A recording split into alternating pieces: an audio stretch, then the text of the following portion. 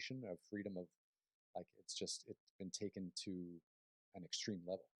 Yes, it was disturbing, and it is disturbing because we're still sort of in it to some extent. And 3 years later, we're still talking about it. Well, exactly, and I mean, yeah, again, that's a whole separate podcast, But no, it was really really disturbing to watch it, and because especially being a government / poli-sci major, and I mean, I'm sort of, I mean, if I could kind of describe my political orientation, I'm sort of like an institutionalist in a sense that I believe in this case, and institutions can be super inefficient, make lots of mistakes, and do terrible things, but you need them to to to maintain all these lofty ideas, to protect yourself from the strongman.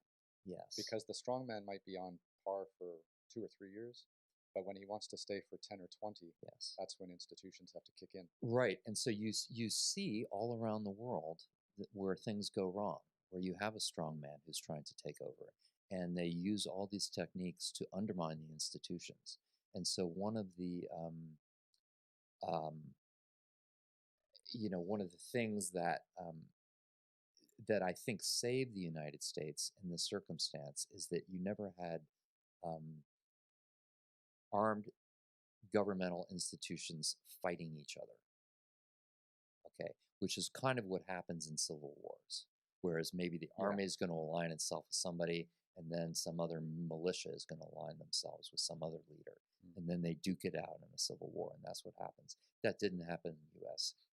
Basically, in this case, law enforcement took the same side, and they took the side of protecting democracy, right, and protecting the transition of power from one to basically upholding the results of the election. Yeah. Pushing one person out and letting another person take their place. Well, I mean, if you, I mean, again, as a Canadian looking from outside in, like, if you remove the peaceful transition of power, there's